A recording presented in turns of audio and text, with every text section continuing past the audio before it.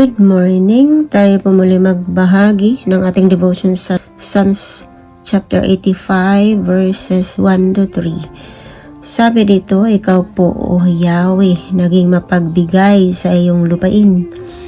Pinasagana mo't muling pinaunlad ang bansang Israel. Yaong kasamaan ng mga anak mo'y nalimot mong tunay, pinatawad sila sa nagawa nilang mga kasalanan, Sela. Ang taglay mong puot sa ginawa nila'y iyo nang inalis. Tinalikdan mo na at iyong nilimot ang matinding galit. Purihin ang Diyos sa pagkakabasa ng kanyang mga salita. Ganun po talaga ang Panginoon kapag siya'y nagpatawad, hindi na niya inaalala yung mga nakaraan.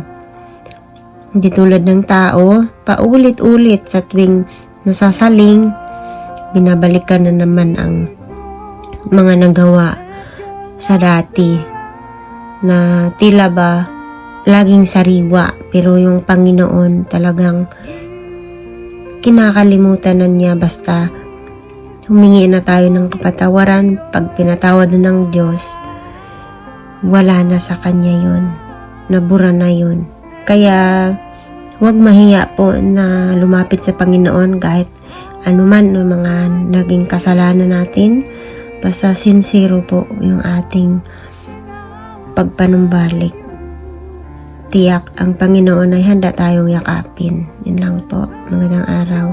Isang mapagpalang umaga sa ating lahat mga kapatid. Ang aking pumbabasahin para sa ating daily devotion ay nasa Psalms chapter 85 verses 4 to 6. Ibalik mo kami, O Diyos ng aming kaligtasan, at papalikatin mo ang iyong galit sa amin.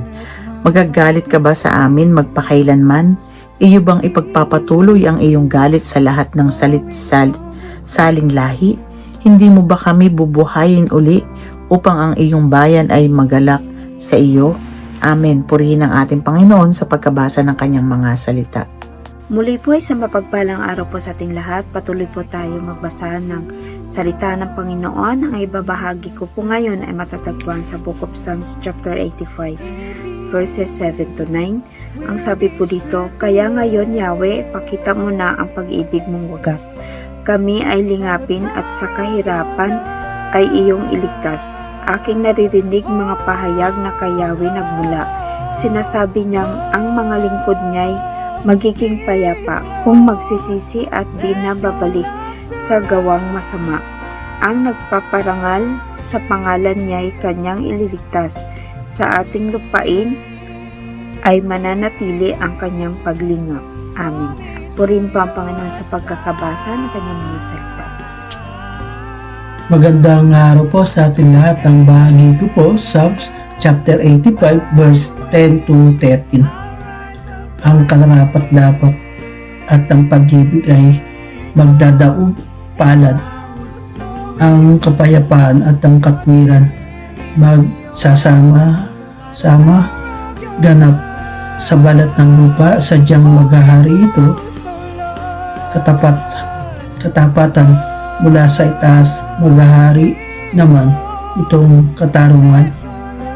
Gagawing maunlad ng Diyos na si Yahweh itong ating buhay.